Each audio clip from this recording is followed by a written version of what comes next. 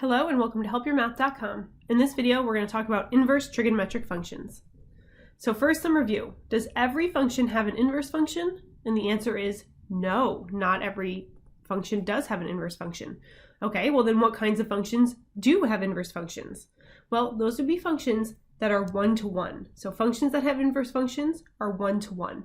What that means is that every value in the domain has a unique value in the range.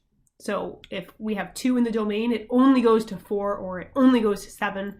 It doesn't go to 4 and 7. For it to be one-to-one, then the reverse is also true. Every value in the range is the result of exactly one value in the domain. So if 3 is in the range, it only came from 1. It didn't come from 1 and 2.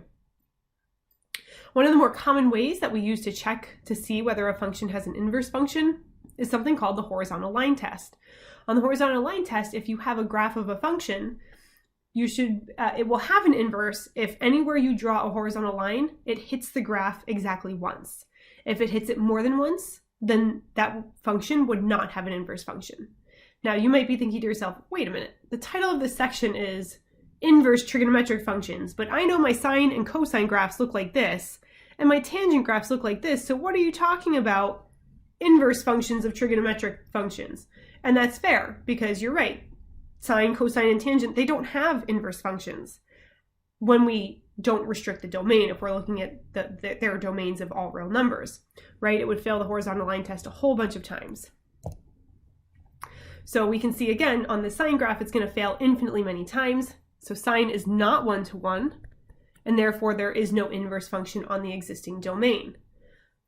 And that's the key here, the existing domain. What we can do for functions that don't have inverse functions on their existing domains is we just look at a small subset of the domain. So is there somewhere in the curve where it would pass the horizontal line test? And it looks like it could be from here to here, right? Because here to here, if we just look at this right here, it's only ever going to hit, any horizontal line would only hit that red once. And you can see one horizontal line, there's only one green.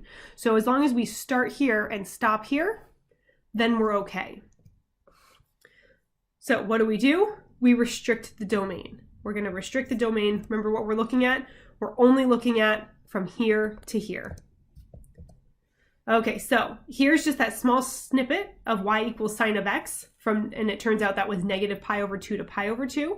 And you can see the maroonish brownish curve. That's the inverse function. So the inverse sine function is defined by, we say y equals arc sine, that's pronounced arc sine of x, or we can say sine inverse of x. Remember, when there's a function and it has a -1, this indicates that it's an inverse. This is not the reciprocal, right? We know the reciprocal function of sine, and it's not this. This is totally different. We're going to put cosecant out of our brain because this is not what this is. This is the arc sine or the sine inverse. So this only works if and only if. So this would be the inverse function. This is arc sine right here, right? Because x and y are backwards. So this only works when x is in between -1 and 1, and y is in between negative pi over 2 and pi over 2. So we would say the domain for arc sine of x is -1 inclusive, so we'll use a bracket, to 1, also inclusive, bracket, and the range is bracket negative pi over 2 to pi over 2. So this is all we're allowed to look at in the inverse trigonometric world for sine. Cosine is going to be a little bit different, because if you think of the cosine graph, if we went from negative pi over 2 to pi over 2, that would provide a nice like omega looking curve, which is not going to help us. So the inverse cosine function is defined by y equals arc cosine of x, that's arc cosine, or y equals cosine inverse of x.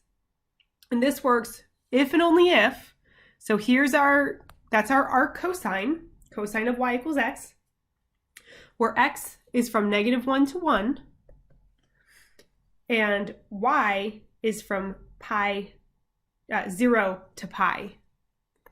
0 to pi, right? Because we're going to start with let me try my pi again. We would start at the very bottom of the graph, which would be down here at 0, and it's going to go up to pi.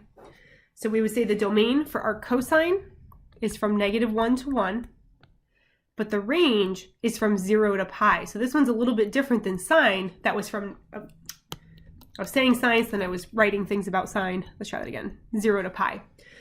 So different than sine, whose range was negative pi over 2 to pi over 2, here the range is 0 to pi.